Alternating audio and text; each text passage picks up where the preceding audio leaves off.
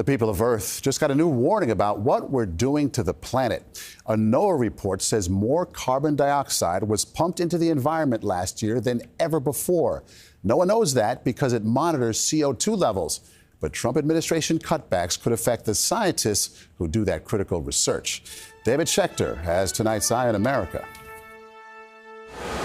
This is the center of the operation that my father started.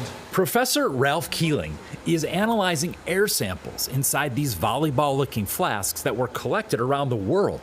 He's a professor at the Scripps Institution of Oceanography at UC San Diego, and for him, this is a father-son business. He never encouraged me to go into the field, but he inspired me by what he did.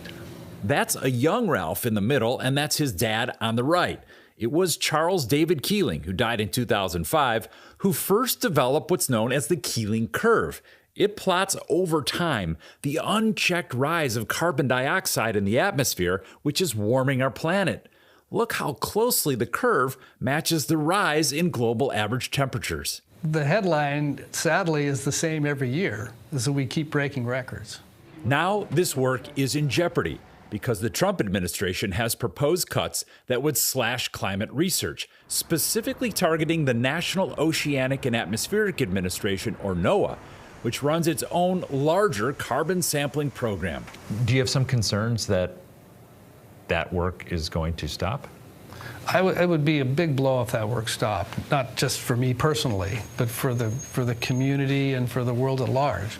Supporting the work that Keeling started is now a combined effort of scientists around the world. All right, now we'll walk away. Over the years of our climate reporting, we've stood on a volcano in Hawaii to see samples gathered, and in Norway took a cable car to see how samples are shipped to a NOAA laboratory in Boulder, Colorado for analysis. Why do you have to send samples to Colorado?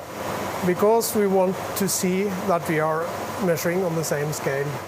It's beautiful data, but it's also sad.